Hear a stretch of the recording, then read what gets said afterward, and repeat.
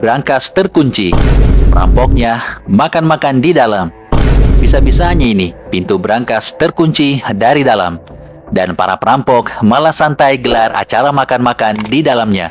Sementara itu, sang direktur bank berdiri di depan pintu brankas dengan ekspresi bingung.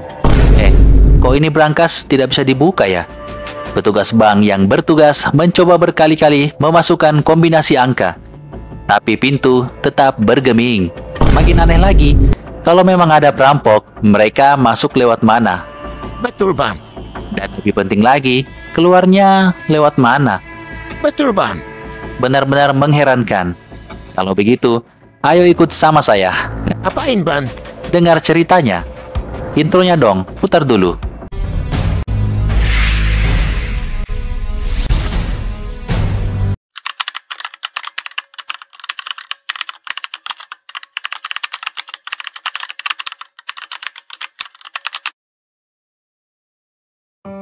Bank ini bukan sembarang bank. Ini adalah salah satu bank paling bergengsi di Prancis. Bukan di negara Konoha yang duitnya suka raib sendiri. Terkenal dengan sistem keamanannya yang luar biasa.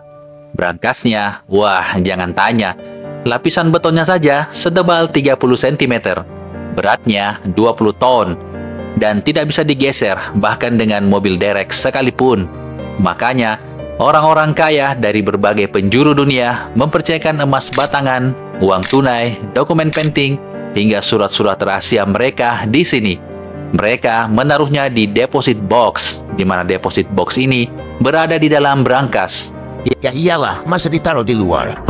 Pagi itu, kerumunan orang sudah berkumpul di depan bank. Ada yang mau menyimpan barang, ada yang mau mengambil, dan ada juga yang cuma ikut-ikutan ngumpul. Karena ya, dasar kebiasaan manusia yang suka kepo. Petugas bank datang didampingi pengawal untuk membuka brankas. Tapi begitu kombinasi angka dimasukkan, kok pintunya tidak bisa kebuka. Dicoba lagi, tetap aja tidak bisa. Direktur bank dipanggil, dan reaksinya makin bingung. Brankasnya kok nggak bisa dibuka ya? Kalau ada yang masuk, lewat mana? Dan kalau ada yang di dalam, keluarnya bagaimana? Tidak mungkin kan dia pakai pintu kemana saja, Doraemon? Petugas lain mencoba berpikir positif. Tenang, bos. Ini mungkin macet. Brankas ini sudah berusia 75 tahun, lebih tua dari Anda. Dulu sih, dikasih minyak goreng, langsung lancar. Tapi kali ini, cara apapun tidak berhasil. Para nasabah yang berada di depan sudah mulai hilang kesabaran, pengen masuk ke dalam. Teknisi brankas pun dipanggil, membawa peralatan canggih, memutar knob ke kanan dan ke kiri. Namun pintu tetap terkunci rapat. Teknisi pun mulai curiga, karena seumur hidupnya menangani brankas, baru kali ini ketemu yang begini. Sepertinya brankas ini terkunci dari dalam. Apakah direkturnya panik? Direktur mana yang tidak langsung panik kalau brankasnya tidak bisa dibuka? Mereka pun berasumsi ada orang di dalam brankas yang merampok isi brankas dan menguncinya dari dalam. Tapi, bagaimana cara mereka masuk? Satu-satunya cara, melubangi dinding brankas. Tapi, dindingnya tebal, terbuat dari beton bertulang setebal 30 cm. Akhirnya, para pekerja borongan dipanggil. Bor besar dikerahkan, dan mereka mulai menggali. Para nasabah sudah mulai berpikir yang tidak-tidak. Jangan-jangan duit dan barang kita sudah dirampok. Bergaya kan bilang begitu, padahal ke bank mau ngambil kredit KPR. Sementara itu, di dalam brankas, ternyata benar, para perampok masih di dalam. Tapi bukannya panik, mereka malah santai, makan-makan, ngobrol, dan menikmati hasil rampokan mereka. Mereka berada di dalam brankas sudah 27 jam. Bukannya segera kabur, malah healing di dalam. Kocak kan?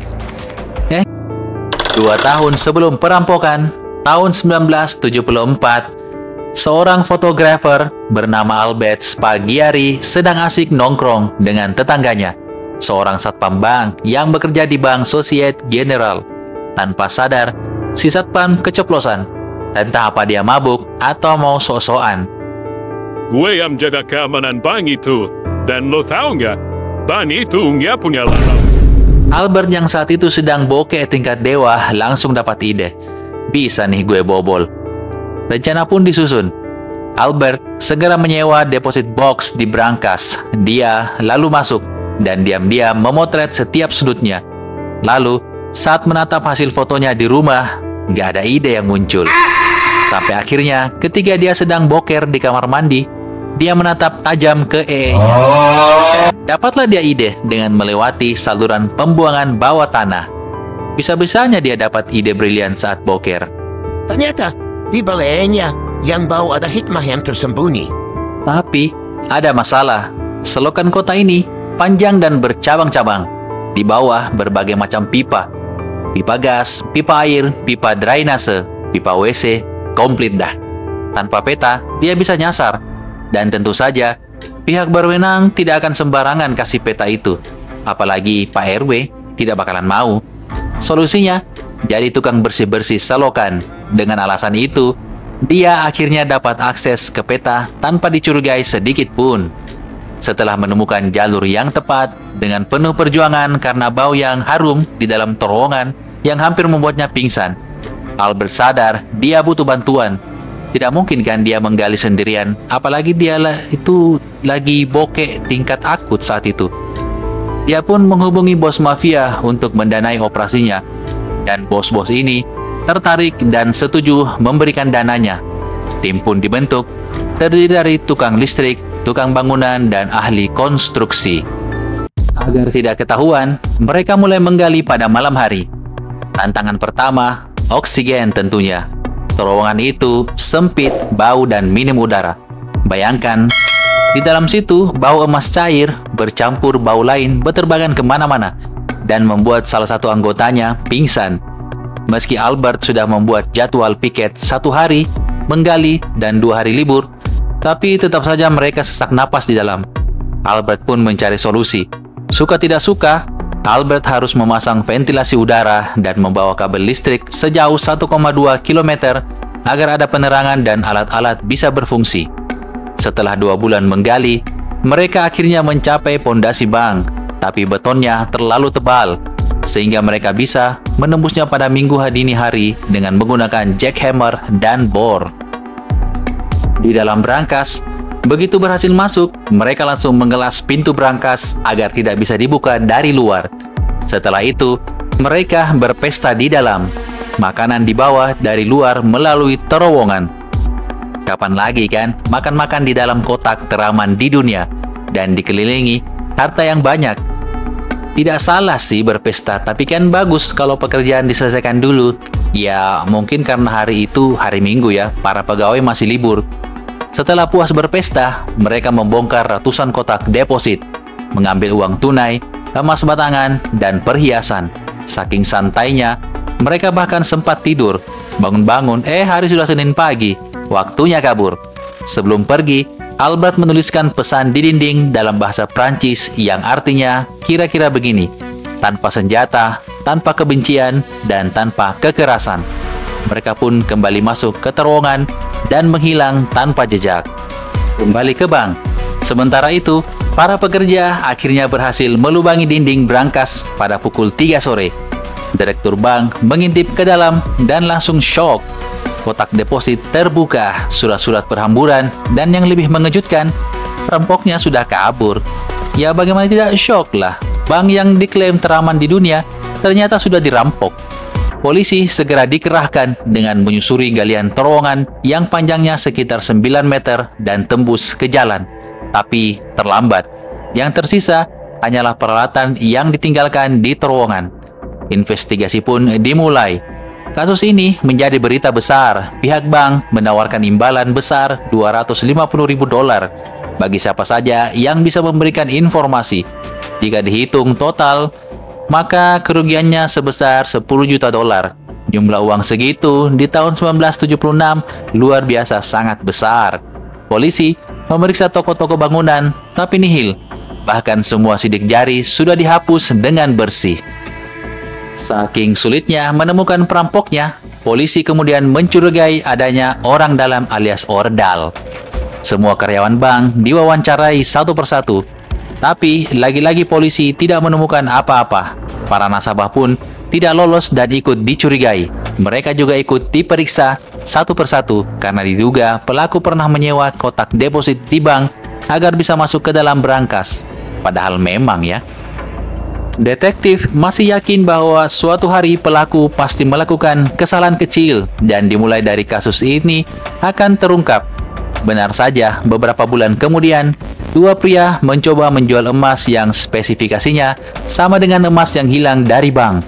Polisi mencurigai mereka dan setelah interogasi panjang selama 2 hari, salah satu dari mereka akhirnya buka suara. Awalnya, mereka tidak mau mengaku, tapi setelah disuruh nonton podcastnya Deddy Corbuzier sebanyak 5 kali, akhirnya mau buka mulut. Bos, kami adalah seorang fotografer. Polisi langsung tahu, Albert Spaghiari. Tapi ketika ditangkap, Albert tetap santai. Bahkan saat polisi menemukan senjata ilegal di rumahnya, dia masih menolak mengaku. Sampai akhirnya, polisi mengancam akan menahan istrinya. Akhirnya, Albert mengakui segalanya karena tidak mau istrinya ditahan. Tapi, dia tidak mau menyebut identitas rekan-rekannya. Dia dijatuhi hukuman 2 tahun penjara. Setikawan juga ya si Albert. Tapi sebelum benar-benar menjalani hukumannya, dia melakukan hal yang kocak. Saat bertemu hakim, dia pura-pura diskusi soal keamanan bank agar kejadian yang sama tidak terulang kembali. Jadi begini Pak Hakim, bank itu harusnya begini dan begitu.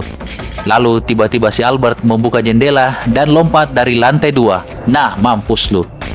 Dia mendarat di atas mobil, bangkit dan kabur sambil mengacungkan 2 jari. Albert pun menghilang dan hidup dalam pelarian hingga wafat karena kanker pada tahun 1989. Mirip pelem-pelem Om Botak sih. Banyak yang bertanya-tanya, kenapa orang ini susah dilacak? Kenapa berangkas bisa dibobol? Kok nomor seri uangnya tidak bisa dilacak? Kenapa CCTV mati? Para pemirsa, jangan emosi. Jangan lupa, kejadian ini terjadi di tahun 1976. Peralatan keamanan saat itu kan belum secanggih sekarang, di mana CCTV ada di mana-mana. Kalau sekarang, pasti bisa terlacak. Ya, kalau ada duit bang, kasusnya jalan. Itu kan di negara Konoha, kalau di Prancis, ya enggak dong. Harta rampokannya tidak pernah ditemukan. Pesan moralnya, kejahatan yang rapi sekalipun pada akhirnya bisa terbongkar. Dan kalau mau kabur, pastikan mobil di bawah jendelanya cukup empuk. Terima kasih sudah menonton. Wassalam.